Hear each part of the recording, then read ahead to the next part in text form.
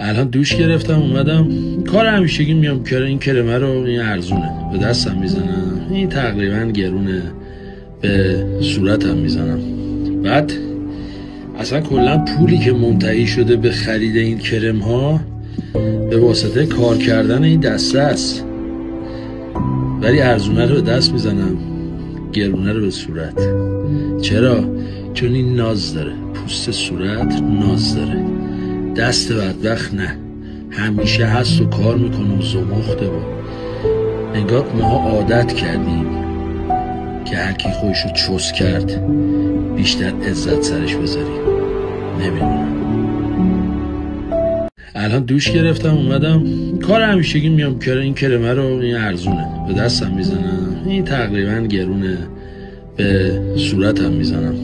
بعد اصلا کلا پولی که منتهی شده به خرید این کرم ها به واسطه